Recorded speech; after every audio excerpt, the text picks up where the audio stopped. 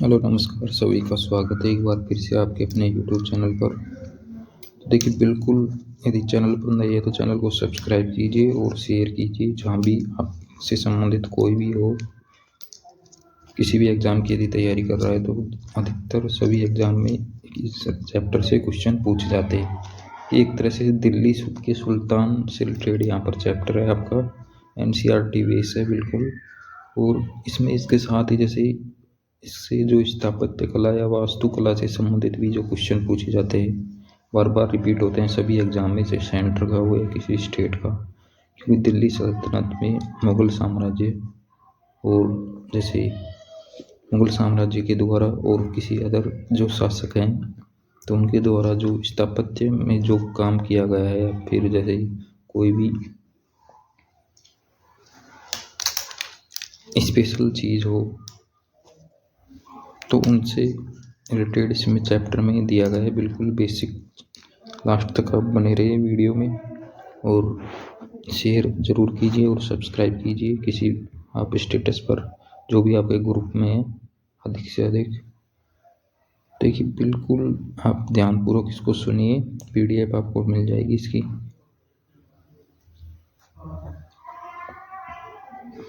देखिए कावेरी डेल्टा जैसे क्षेत्र बड़े राज्यों के केंद्र बन गए थे, यानी इससे पहले जो चैप्टर था उसमें पढ़ा है, ठीक है ना। आप उसको देख सकते हैं इसी चैनल पर सर्च करके।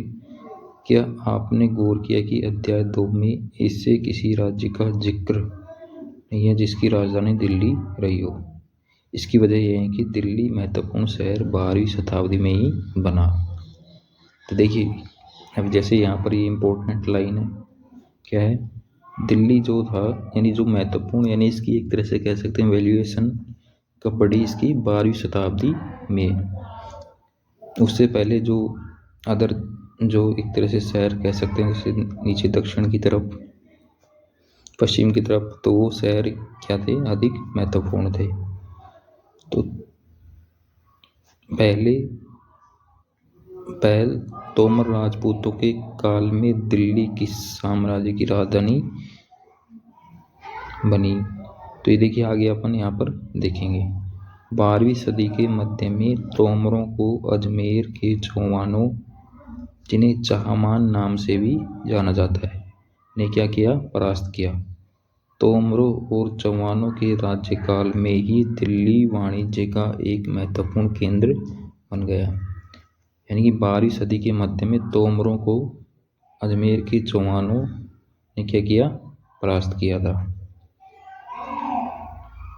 और उनके राज्यकाल में क्या बोली, दिल्ली एक महत्वपूर्ण यानी शहर बना, वाणिज्य यानी व्यापारिक केंद्र बना। इस शहर में बहुत सारे समृद्धिशाली जैन व्यापारी रहते थे जिन्होंने अनेक मंदिरों का निर्माण करवाया। जैन व्यापारी थे, उन्होंने किसका निर्माण करवाया, मंदिरों का। यहाँ देहलीवाल कहे जाने वाले सिक्के भी डाले जाते थे जो काफ़ी प्रचलन में थे। 13वीं सदी के आरंभ में दिल्ली सल्तनत की स्थापना हुई और इसके साथ दिल्ली एक ऐसी राजधानी में बदल गई जिसका नियंत्रण इस उपमहाद्वीप के बहुत बड़े क्षेत्र पर फैला था।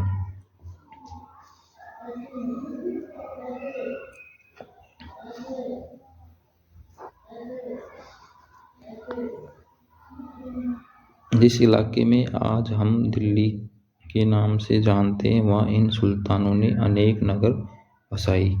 तो देखिए जैसे अलग अलग सुल्तान और शासक हुए तो उन्होंने यहाँ पर देखिए शहर जो बसाए हैं, जैसे फिरोजाबाद, यमुना नदी है यहाँ पर देखिए आपके सामने जो यूपी में है दिल्ली के। तो देखिए यहाँ पर फिरोज शाह कोटला, तुगलकाबाद, आदिलाबाद, हौज सुल्तानी, कुतुब मीनार, दिल्ली कोफना, जहाँपना, सीरी, हौज खास।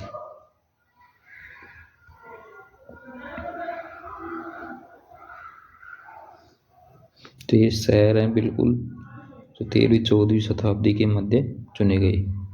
अब देखिए यहाँ पर जो शासक रहे हैं जिन्होंने यहाँ पर सबसे पहले यहाँ पर जैसे तोमर, फिर अनंगपाल, फिर चौहान आए यहाँ पर, चौहानों में पृथ्वीराज चौहान, ठीक है। फिर उसके बाद हम बात करें प्रारंभिक जो तुर्की शासक थे वो 1206 से यहाँ पर आए। कुतुबुद्दीन ऐबक, शमसुद्दीन इल्तुतमिश, रजिया, गयासुद्दीन बलबन, यानी इनका लगभग 1206 से 1290 तक यहाँ पर शासक रहे। इल्तुतमिश का मकबरा यहाँ पर आपको दिखाई दे रहा है, देखिए बनवाया हुआ। फिर खिलजी वंश जो था, खिलजी वंश यहाँ पर 1290 से 1320 तक रहता है। तो इसमें जलालुद्दीन के यानी जलालुद्दीन खिलजी 1290 से 1296, अलाउद्दीन खिलजी 1296 से 1316। फिर इसके बाद में तुगलक वंश 1320 से 1414 तक रहता है यहाँ पर। और गयासुद्दीन तुगलक, मोहम्मद तुगलक और फिरोज शाह तुगलक। इस प्रकार देखिए यहाँ पर अलाई दरवाज़ा आप देख सकते हैं। सैयद वंश खिज्र खान, सैयद वंश में कौन था? खिज्र खान। और लोदी वंश बहलोल लोदी 1451 से 1489। ये फिरोज शाह तुगलक का मकबरा है, आप देख सकते हैं बिल्कुल डायग्राम में यहाँ पर। अब देखिए दिल्ली के जो सुल्तानों के बारे में जानकारी यानी कि कैसे कैसे मिलती है। एक तो देखिए अभिलेखों से जानकारी, सिक्कों से, स्थापत्य के माध्यम से यानी भवन निर्माण जो कला थी, काफ़ी सूचना मिलती है। लेकिन इतिहास और तारीख या तवारीख जो सुल्तानों के शासनकाल में प्रशासन की भाषा फारसी में लिखे गए थे।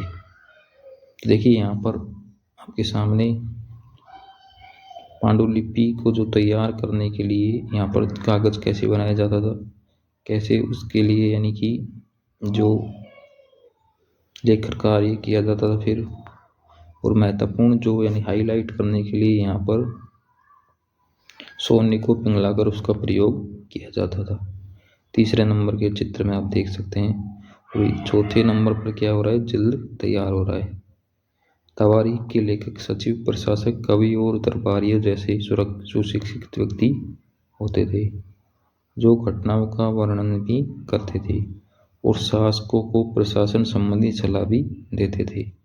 वे न्याय संगत शासन के महत्व पर बल देते थे। अब देखिए न्याय चक्र के विषय में यहाँ पर देखिए देख रखा है। इतिहासकार हैं फक ए मुदबिर ने लिखा है कि राजा का काम सैनिकों के बिना नहीं चल सकता।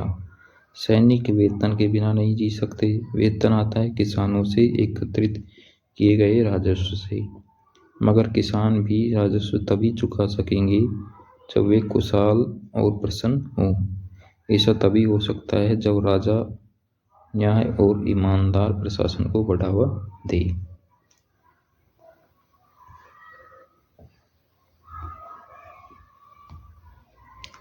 तवारीख के लेखक नगरों में विशेषकर दिल्ली में रहते थे। गांव में शायद ही कभी रहते हों। वे अक्सर अपने इतिहास सुल्तानों के लिए उनसे ढेर सारी नाम इकराम पाने की आशा में लिखा करते थे। ये लेखक अक्सर शासकों को जन्मसिद्ध अधिकार और लिंग भेद पर आधारित आदर्श समाज व्यवस्था बनाए रखने की सलाह देते थे। उनके विचारों से सारे लोग सहमत नहीं होते थे। सन 1236 में सुल्तान इल्तुतमिश की बेटी रजिया सिंहासन पर बैठी। उस युग के इतिहासकार मिन्हाज-ए-सिराज ने स्वीकार किया है कि वह अपने सभी भाइयों से अधिक योग्य और सक्षम थी। यानी रजिया सुल्तान जो थी क्या थी? अपने सभी भाइयों से क्या थी? योग्य और सक्षम। मिन्हाज-ए-सिराज में स्वीकार किया गया है। लेकिन फिर भी वह एक रानी को शासक के रूप में मान्यता नहीं दे पा रहा था। दरबारी जन भी उसके स्वतंत्र रूप से शासन करने की कोशिशों से प्रसन्न नहीं थे। सन 1240 में उसे सिंहासन से हटा दिया गया। देखिए रजिया के विषय में यहाँ पर कुछ लिखा गया है स्पेशल। मिन्हाज-ए-सिराज का सोचना था कि ईश्वर ने जो आदर्श समाज व्यवस्था बनाई है उसके अनुसार स्त्रियों को पुरुषों के अधीन होना चाहिए और रानी का शासन इस व्यवस्था के विरुद्ध जाता था। इसलिए वह पूछता है, खुदा की रचना के खाते मैं उसका ब्यौरा चूंकि मर्दों की सूची में नहीं आता, इसलिए इतनी शानदार खूबियों से भी उसे आखिर हासिल क्या हुआ। रजिया ने अपने अभिलेखों और सिक्कों पर अंकित करवाया कि वह सुल्तान इल्तुतमिश की बेटी थी। आधुनिक आंध्र प्रदेश के वारंगल क्षेत्र में किसी समय काकतीय वंश का राज्य था। उस वंश की रानी रुद्रमा देवी, जिसका 1262 से 1289 के व्यवहार से रजिया का व्यवहार बिल्कुल विपरीत था। रुद्रमा देवी ने अपने अभिलेखों में अपना नाम पुरुषों जैसा लिखवाकर अपने पुरुष होने का भ्रम पैदा किया था। एक और महिला शासक थी कश्मीर की रानी रिद्धा। उनका नाम दीदी बड़ी बहन से निकला है। प्रजा ने अपनी प्रिय रानी को यह स्नेह भरा संबोधन दिया। देखिए यहाँ पर एक तो जम्मू कश्मीर में थी महिला शासिका रानी रिद्धा और एक काकतीय वंश में थी रुद्रमा देवी 1262 से 1289 और एक रजिया सुल्तान जो दिल्ली में थी। तो ये आपको ध्यान रखना है जो इसमें जानकारी दे रखी है।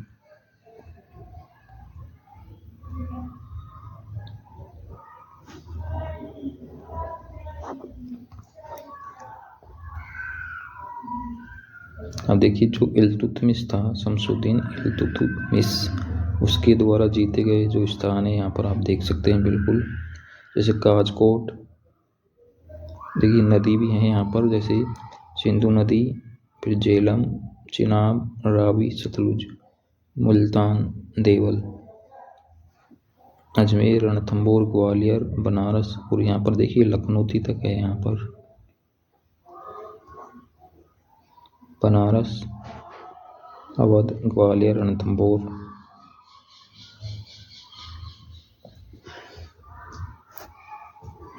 तो ये इल्तुतमिश के द्वारा जीते गए शहर हैं। 13वीं शताब्दी के आरंभिक वर्षों में दिल्ली के सुल्तानों का शासन गैरिसनों यानी इन गैरिसन कहते हैं तक्षक सैनिकों की टुकड़ियों के निवास के लिए बने मजबूत किलेबंद शहरों से परे शायद ही कभी फैला हो। शहरों से संबंध लेकिन उनसे दूर भीतरी प्रदेशों पर उनका नियंत्रण न के बराबर था और इसलिए उन्हें आवश्यक सामग्री, रसद आदि के लिए व्यापार कर या लूट मार पर भी निर्भर रहना पड़ता था। दिल्ली से सुदूर बंगाल और सिंध के गैरिसन शहरों का नियंत्रण बहुत ही कठिन था। बगावत, युद्ध, यहाँ तक कि खराब मौसम से भी उनसे संपर्क के नाजुक सूत्र छिन्न-भिन्न हो जाते थे। शासन को अफगानिस्तान से आने वाले हमलावरों और उन सूबेदारों से बराबर चुनौती मिलती रहती थी जो जरा सी कमजोरी का आभास मिलते ही विद्रोही का झंडा खड़ा कर देते थे। इन चुनौतियों के चलते सल्तनत बड़ी मुश्किल से किसी तरह अपने आप को बचाए हुए थी। इसका संस्थापन गयासुद्दीन बलबन के शासनकाल में हुआ। इसका विस्तार अलाउद्दीन खिलजी और मोहम्मद तुगलक के राज्यकाल में हुआ। यानी कि इसका विस्तार कब हुआ? अलाउद्दीन खिलजी और मोहम्मद तुगलक। सल्तनत की भीतरी सीमाओं में जो अभियान चले उनका लक्ष्य था गैरिसन शहरों की पृष्ठभूमि में स्थित भीतरी क्षेत्रों की स्थिति को मजबूत करना। इन अभियानों के दौरान गंगा यमुना के दोआब से जंगलों को साफ कर दिया गया और शिकारी संग्राहकों तथा चरवाहों को उनके पर्यावास से खदेड़ दिया गया।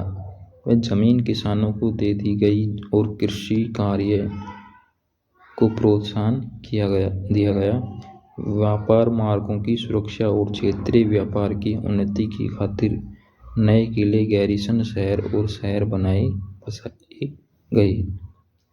दूसरा विस्तार सल्तनत की बाहरी सीमा पर हुआ। अलाउद्दीन खिलजी के शासनकाल में दक्षिण भारत को लक्ष्य करके सैनिक अभियान शुरू हुए और ये अभियान मोहम्मद तुगलक के समय में अपनी चरम सीमा पर पहुँचे। इन अभियानों में सल्तनत की सेनाओं ने हाथी, घोड़े, गुलाम और मूल्यवान धातुएं अपने कब्जे में ले ली। देखिए अभियानों के अंदर यानी कि तो सेना ने क्या किया, हाथी, घोड़े, गुलाम और मूल्यवान धातुएं अपने कब्जे में ले ली। दिल्ली सल्तनत की सेनाओं की शुरुआत अपेक्षाकृत कमजोर थी, मगर 150 वर्ष बाद मोहम्मद तुगलक के राज्यकाल के अंत तक इस उपमहाद्वीप का एक विशाल क्षेत्र इसके युद्ध अभियान के अंतर्गत आ चुका था। इसने शत्रुओं की सेनाओं को परास्त किया और शहरों पर कब्जा किया। इसके सूबेदार और प्रशासक मुकदमों में फैसले सुनाते थे और साथ ही किसानों से कर वसूल करते थे, लेकिन इतने विशाल क्षेत्र पर इनका नियंत्रण की सीमा तक और कितना प्रभावी था। तो देखिए यहाँ पर दिल्ली सल्तनत के द्वारा जो हमले किए गए,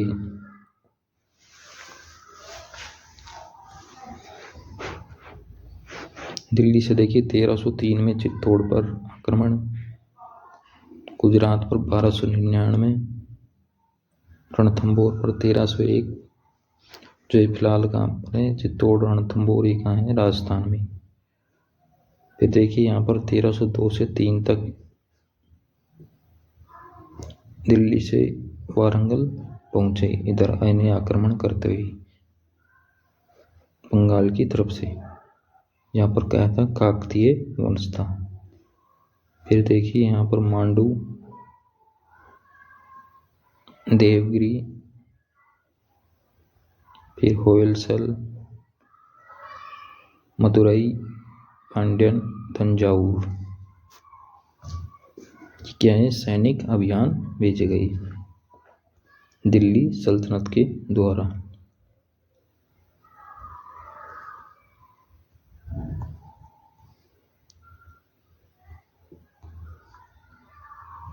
ये अलाउद्दीन खिलजी के थे।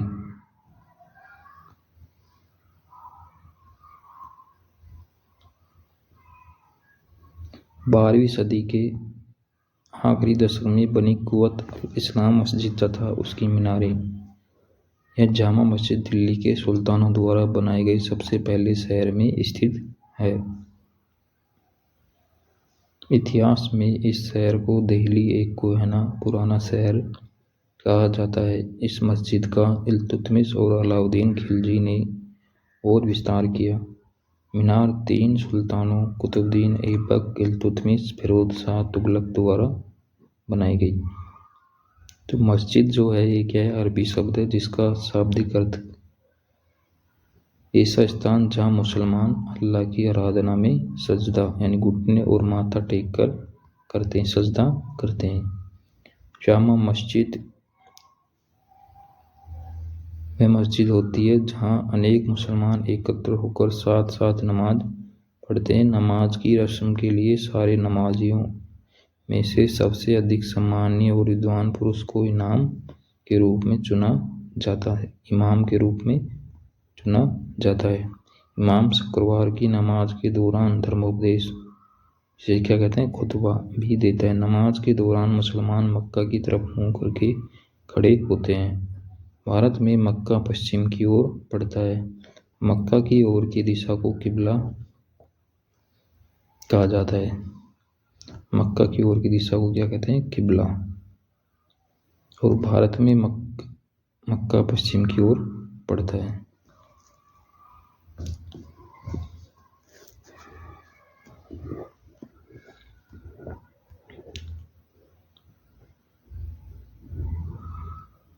दिल्ली के सुल्तान सारे उपमहाद्वीप के अनेक शहरों में मस्जिदें बनवाई। इससे उनके मुसलमानों और इस्लाम के रक्षक होने के दावे को बल मिलता था। समान आचार संहिता और आस्था का पालन करने वाले श्रद्धालुओं की परस्पर एक समुदाय से जुड़े होने का बोध उत्पन्न करने में भी मस्जिदें सहायक थी। एक समुदाय का अंग होने के बोध को प्रबल करना जरूरी था, क्योंकि मुसलमान अनेक भिन्न भिन्न प्रकार की पृष्ठभूमियों से आते थे। ये देखिए आपके सामने मोट की मस्जिद। सिकंदर लोदी के शासनकाल में यह उसके मंत्री द्वारा बनवाई गई थी। जमाली कमाली की मस्जिद 1520 के दशक में आखिरी दिनों में निर्मित।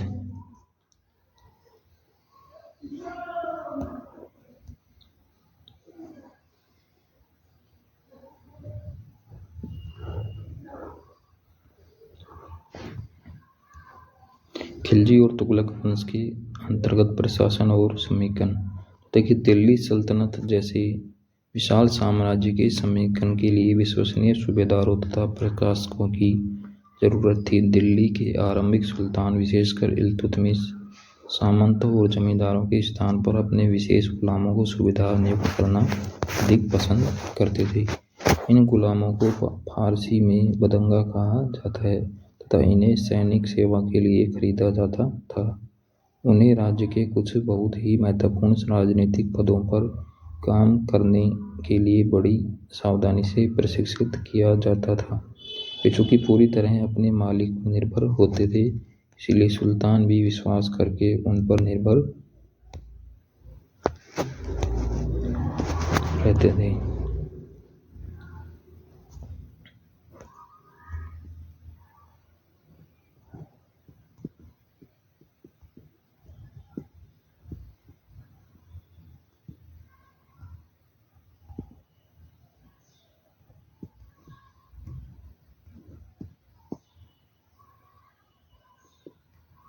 जिस गुलाम को हमने पाला पोसा और आगे बढ़ाया है, उसकी हमें देखभाल करनी चाहिए, क्योंकि तकदीर अच्छी हो तभी पूरी जिंदगी में कभी कभी ही योग्य और अनुभवी गुलाम मिलता है।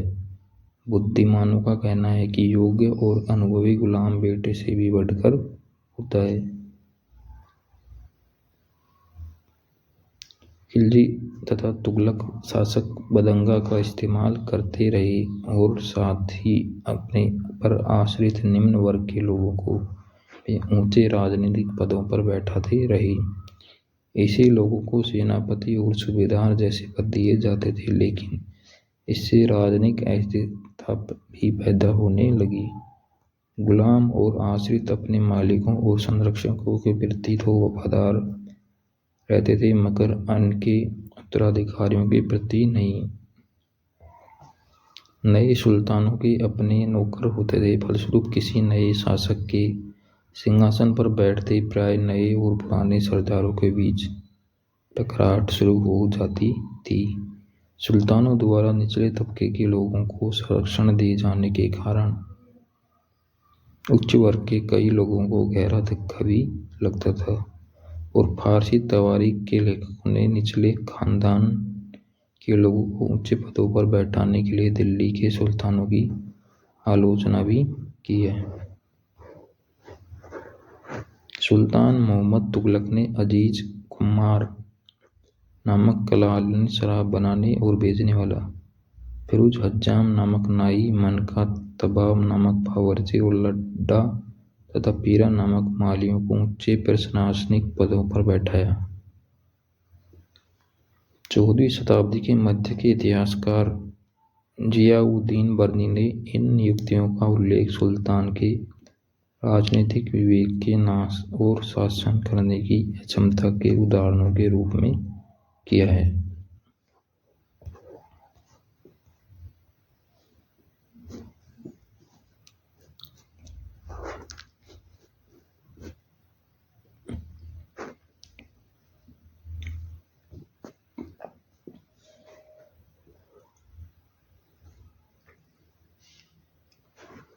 पहले वाले सुल्तानों की ही तरह खिलजी और तुगलक शासकों ने भी सेनानायकों को भिन्न भिन्न आकार के इलाकों में सूबेदार के रूप में नियुक्त किया। ये इलाके इक्ता कहलाते थे और इन्हें संभालने वाले अधिकारी इक्तदार या मुक्ति कहे जाते थे।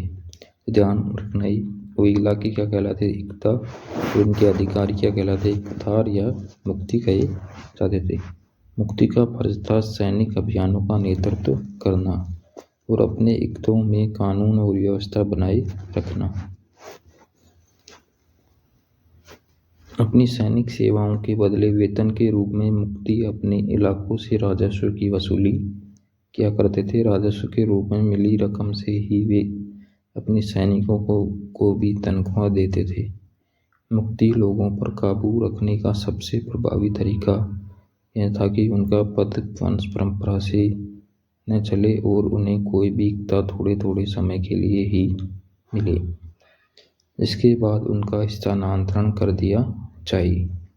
सुल्तान अलाउद्दीन खिलजी और मोहम्मद तुगलक के शासनकाल में नौकरी के इन कठोर नियमों का बड़ी सख्ती से पालन होता था। मुक्ति लोगों द्वारा एकत्रित किए गए राजस्व की रकम का हिसाब लेने के लिए राज्य द्वारा लेखा अधिकारी नियुक्त किए जाते थे।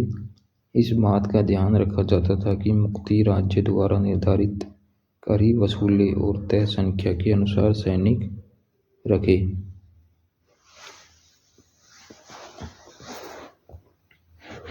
जब दिल्ली के सुल्तान शहरों से दूर आंतरिक इलाकों को भी अपने अधिकार में ले आए तो उन्होंने भूमि के स्वामी सामंतों और अमीर जमींदारों को भी अपनी सत्ता के आगे झुकने को बाध्य कर दिया।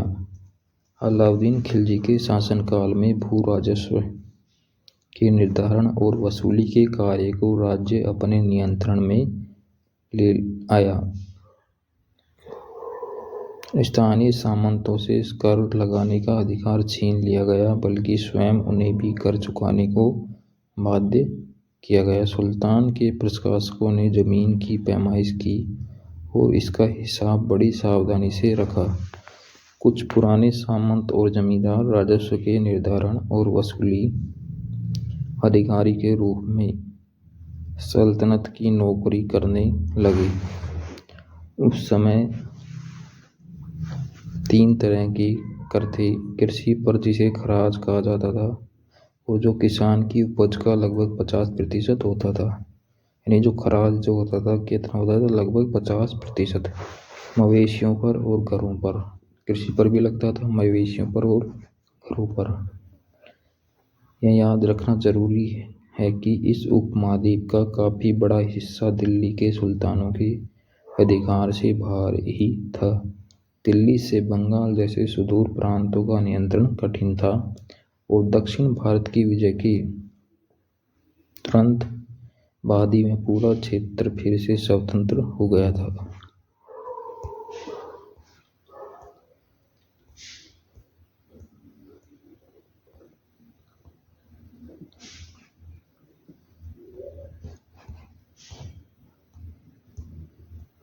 यहाँ तक कि गंगा के मैदानी इलाकों में भी घने जंगलों वाले ऐसे क्षेत्र थे जिन्हें बैठने में सुल्तान की सेनाएं अक्षम थी। स्थानीय सरदारों ने इन क्षेत्रों में अपना शासन जमा लिया। अलाउद्दीन खिलजी और मोहम्मद तुगलक इन इलाकों पर जोर जबरदस्ती अपना अधिकार जमा तो लेते थे, पर वह अधिकार कुछ ही समय तक रह पाता था। सरदार और उनकी किलेबंदी।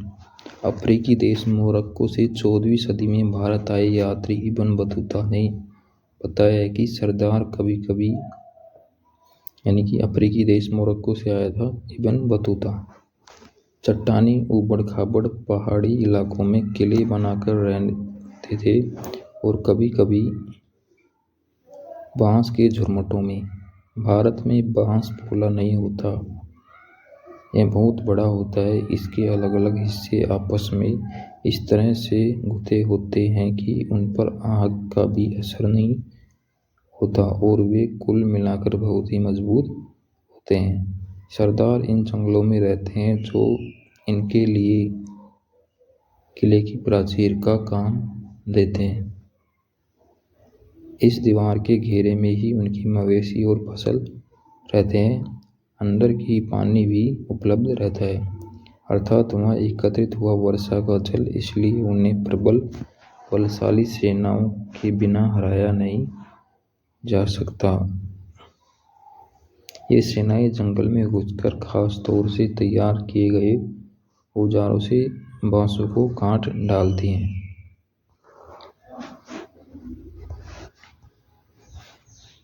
चंगेज खान के नेतृत्व में मंगोलों ने 1219 में उत्तर पूर्वी ईरान में ट्रांस ओक्सियाना, आधुनिक उज्बेकिस्तान जो है, पर हमला किया। इसके शीघ्र बाद ही दिल्ली सल्तनत को उनका दावा झेलना पड़ा। अलाउद्दीन खिलजी और मोहम्मद तुगलक के शासनकालों के आरंभ में दिल्ली पर मंगोलों ने धावे भट गई। इससे मजबूर होकर दोनों ही सुल्तानों को एक विशाल स्थलीय सेना खड़ी करनी पड़ी। इतनी विशाल सेना को संभालना प्रशासन के लिए भारी चुनौती थी।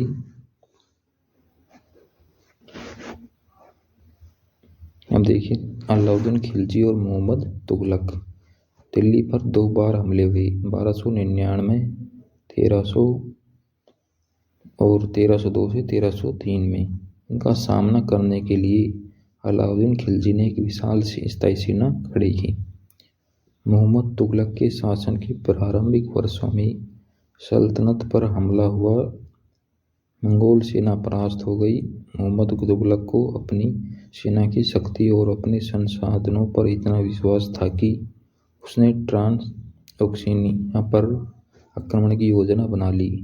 एक स्थायी सेना तैयार करना उसका आक्रामक कदम था।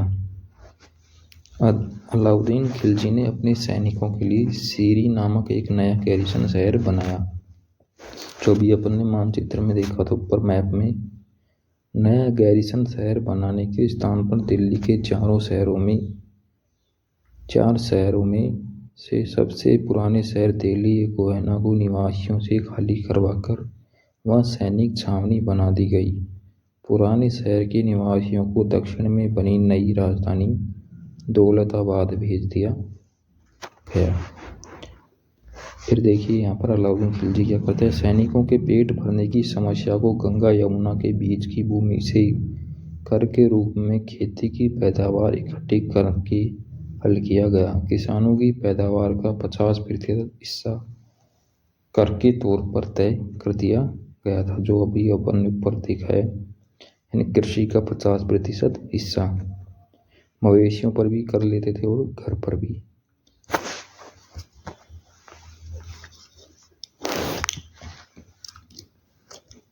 सेना को खिलाने के लिए उसी इलाके से खाद्यान्न इकट्ठा किया गया, लेकिन सैनिकों की विशाल संख्या की जरूरत को पूरी करने के लिए सुल्तान ने अतिरिक्त कर भी लगाई। इसी दौरान उस क्षेत्र में अकाल भी पड़ा। फिर देखिए, सैनिकों के वेतन भी देना होता था, तो अलाउद्दीन ने सैनिकों को एकता के स्थान पर नगद वेतन देना तय किया।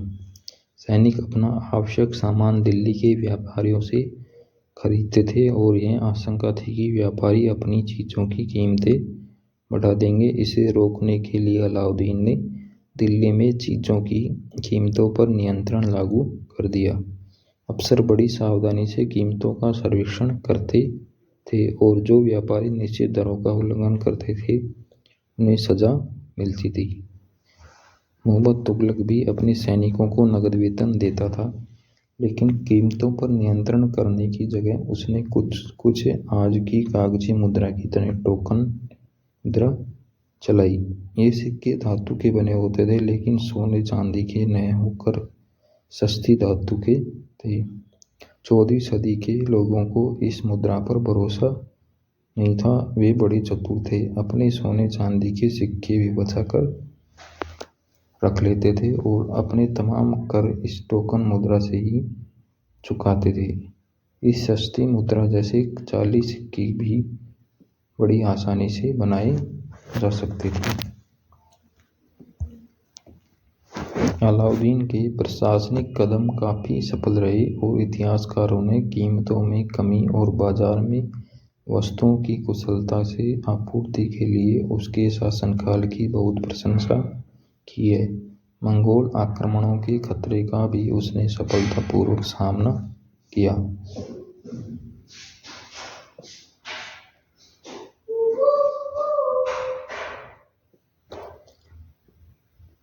मोहम्मद तुगलक द्वारा उठाए गए प्रशासनिक कदम बेहद असफल रहे।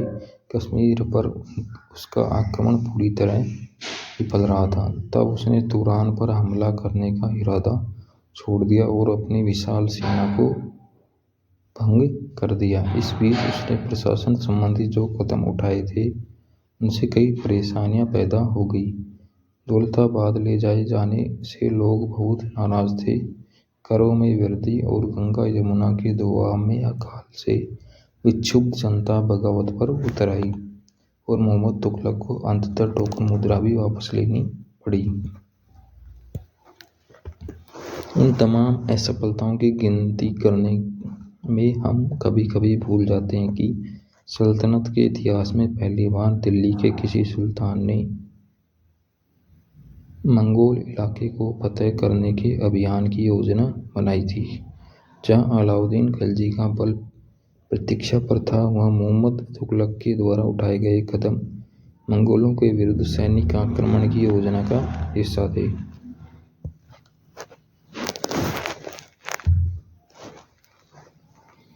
अब देखिए 15वीं और 16वीं शताब्दी में सल्तनत काल। तुगलक वंश के बाद 1526 तक दिल्ली तथा आगरा पर सैयद तथा लोधी वंशों का राज्य रहा। तब तक जौनपुर, बंगाल, मालवा, गुजरात, राजस्थान तथा पूरे दक्षिण भारत में स्वतंत्र शासक उठ खड़े हुए थे।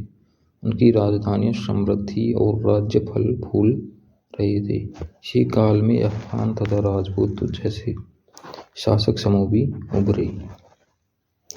इस काल में स्थापित राज्यों में से कुछ छोटे तो थे पर शक्तिशाली थे और उनका शासन बहुत ही कुशल तथा सुव्यवस्थित तरीके से चल रहा था। शेरशाह सूरी ने बिहार में अपने चाचा के एक छोटे से इलाके का प्रबंधक के रूप में काम शुरू किया था और आगे चलकर उसने इतनी उन्नति की कि मुगल सम्राट हुमायूं जो 1530 से 40 और 55-56 तक को चुनौती दी और परास्त किया। शेरशाह ने दिल्ली पर अधिकार करके स्वयं अपना राजवंश स्थापित किया। सूरवंश ने केवल 15 वर्ष 1540 से 55 तक यानी शासन किया, लेकिन इसके प्रशासन ने अलाउद्दीन खिलजी वाले कई तरीकों को अपनाकर उन्हें और भी चुस्त बना दिया। महान सम्राट अकबर ने जब मुगल साम्राज्य को समेकित किया तो उसने अपने प्रतिमान के रूप में शेरशाह की प्रशासन व्यवस्था को ही अपनाया।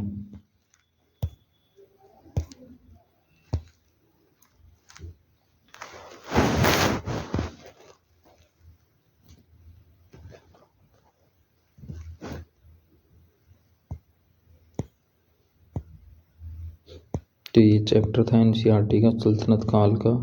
यहाँ पर जो प्रशासन व्यवस्था यानी किसकी अच्छी